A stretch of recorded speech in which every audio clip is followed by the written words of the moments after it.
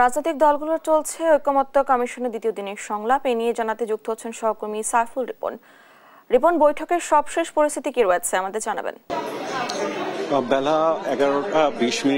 শুরু হওয়া যে বৈঠক, সেই বৈঠকটি কিন্তু এখনো চলছে। মাঝখানে মধ্যাহ্নভোজের কিছুটা বিরতি থাকার পর আবার শুরু হয়েছে এবং আজকের বৈঠকে মূলত তিনটি বিষয় নিয়ে জাতীয় সাংবিধানিক কাউন্সিল, জেলা সমন্বয় কাউন্সিল এবং রাষ্ট্রপতি নিয়োগ নিয়ে আলোচনার কথা থাকলেও প্রথমার্ধের পুরো অংশ জুড়ে কিন্তু এনসিসি জাতীয় সাংবিধানিক কাউন্সিলের বিষয়টি নিয়ে আলোচনা হয়েছে এবং সেই আলোচনার প্রেক্ষিতে বেশ কিছু দল যেমন এনসিসির পক্ষে তাদের মতামত দিয়েছেন, পাশাপাশি কিন্তু সবচেয়ে এই মুহূর্তে দেশের সবচেয়ে বড় রাজনৈতিক দল বিএনপি সহ বামদলীয় জোট এবং এলডিপি সহ বেশ কয়েকটি রাজনৈতিক দল এই মুহূর্তে এনসিসি গঠন কিংবা জাতীয় সাংবিধানিক কাউন্সিল গঠনের কিন্তু তারা বিরোধিতা করেছেন এবং বামদলীয় জোটের পক্ষ থেকে যেটি জানানো হয়েছে যে এই মুহূর্তে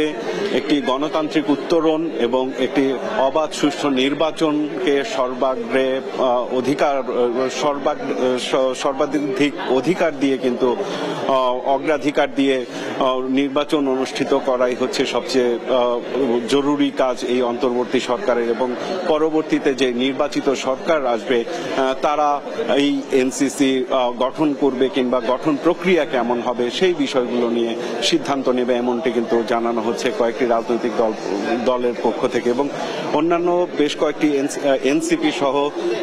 জামায়াত সহ বিভিন্ন রাজনৈতিক দল রয়েছে, তারা কিন্তু এর বিপক্ষে তাদের মতামত তুলে ধরেছেন। তারা যেটি বলছেন যে অতীতে যে ফ্যাসিবাদের জন্ম হয়েছে,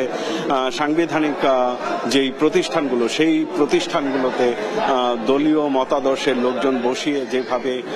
সাংবিধানিক প্রতিষ্ঠানকে নিয়ন্ত্রণ করা হয়েছে, সেটি না চাইলে এনসিসি সংস্কারের বিষয়টি গুরুত্বের সাথে বিবেচনা করা উচিত, এমনটি কিন্তু দাবি করা হয়েছে। এবং মধ্যাহ্নভোজের পরে কিছুক্ষণ আগে একটি অনাকাঙ্ক্ষিত ঘটনাও কিন্তু ঘটেছে এই বৈঠকের ভেতরে, এবং আমরা দেখেছি যে বামদলীয় জোটের নেতা রুহিন হোসেন প্রিন্স এবং এলডিপি নেতা শাহাদাত হোসেন সেলিম তারা কিন্তু উত্তেজিত হয়ে বের হয়ে এসেছেন এবং আমরা সংবাদকর্মীরা তাদের সাথে কথা বলার চেষ্টা করেছি। তারা যেটি বলেছেন যে রাজনৈতিক দলগুলোকে বক্তব্য দেওয়ার ক্ষেত্রে বৈষম্য করা হচ্ছে এমন একটি অভিযোগ করে কিন্তু তারা বের হয়ে যাচ্ছিলেন এবং পরবর্তীতে জাতীয় ঐকমত্য কমিশনের পক্ষ থেকে তাদের যে ক্ষোভের বিষয়টি সেটি নোট আকারে নেয়ার কারণে তারা আবার সেই আলোচনার যে বৈঠক স্থলে আবার ফিরে গেছেন এবং আমরা কিছুক্ষণের মধ্যেই আজকে বেলা 5:30 পর্যন্ত এই বৈঠকটি হওয়ার কথা রয়েছে এবং বৈঠক শেষ হলে